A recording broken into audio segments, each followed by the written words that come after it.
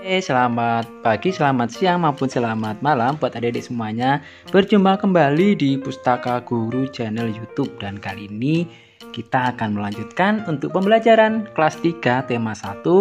Dan kali ini kita akan masuk atau beralih ke subtema 2, yaitu pertumbuhan dan perkembangan manusia. Dan kali ini kita mulai untuk pembelajaran yang ke-1 atau yang pertama.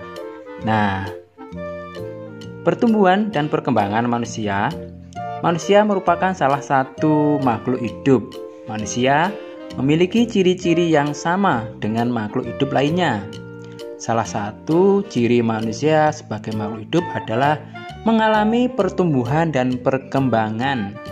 Pertumbuhan manusia sejak di dalam kandungan. Setelah lahir, pertumbuhan manusia bertambah besar dari bayi hingga dewasa. Setelah dewasa, pertumbuhan manusia berhenti.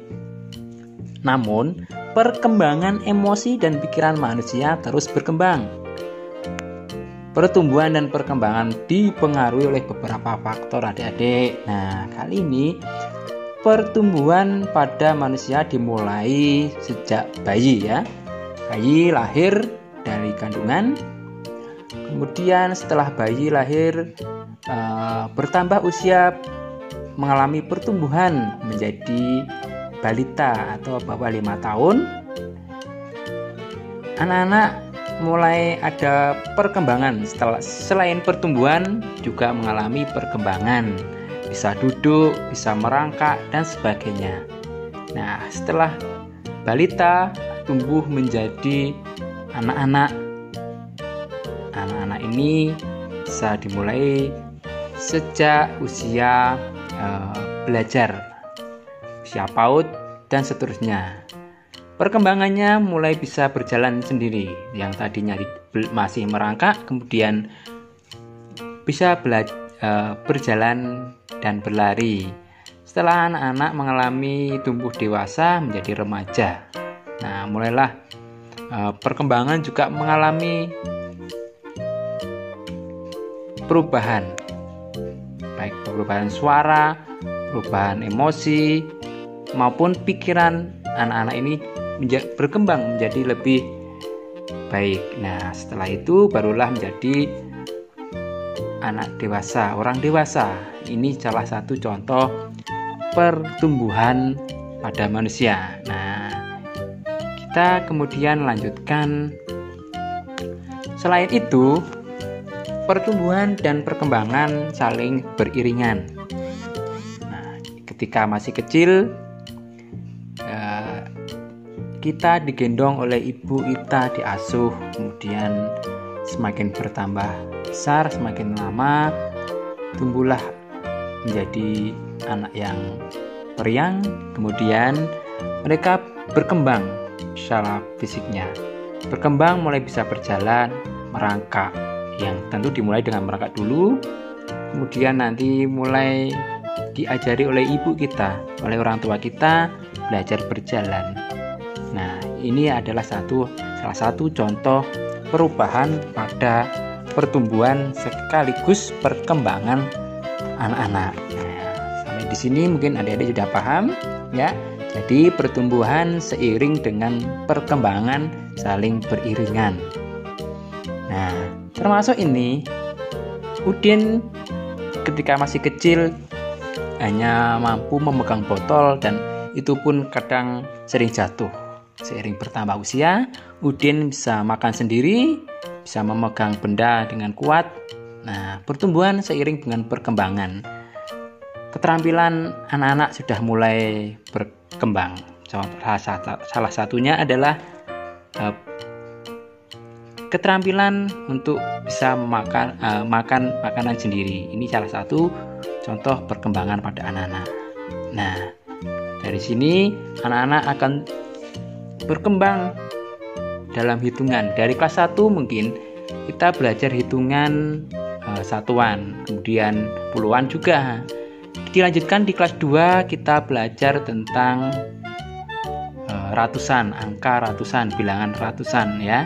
Setelah itu kita naik di kelas 3. Kali ini kita bisa belajar tentang angka ribuan.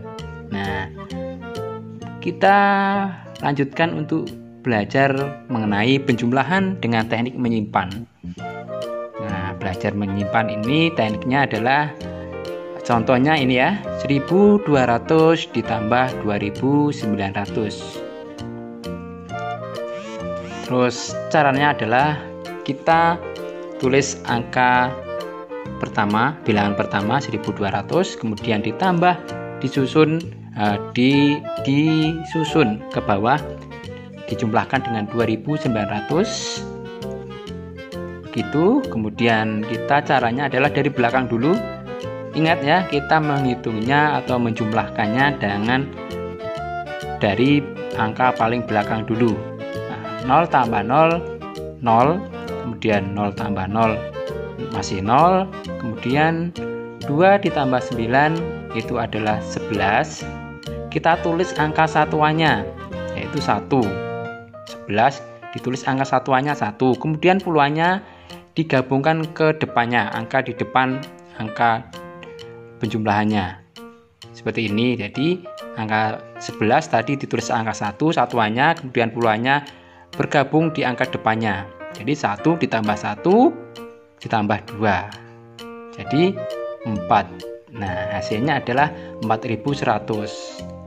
Nah, begitu adik-adik cara menghitung penjumlahan dengan teknik menyimpan.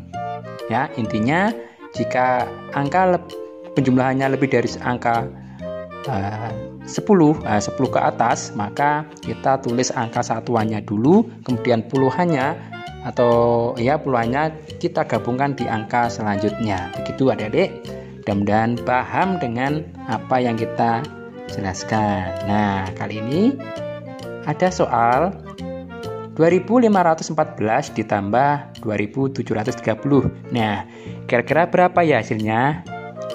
Yuk adik-adik mulai mengerjakan dan silakan kalian isi di kolom komentar. Baik, mudah-mudahan penjelasan kali ini bermanfaat dan dapat digunakan sebagai bahan belajar di rumah. Nah, baik untuk orang tua maupun Bapak Ibu guru juga bisa share video ini kepada putra-putrinya, kepada siswa-siswanya untuk bahan pembelajaran. Sampai jumpa di video berikutnya. Jangan lupa like, comment, and subscribe, dan jangan lupa nyalakan loncengnya karena ini sangat penting karena untuk pemberitahuan video-video selanjutnya. Terima kasih. Bye-bye.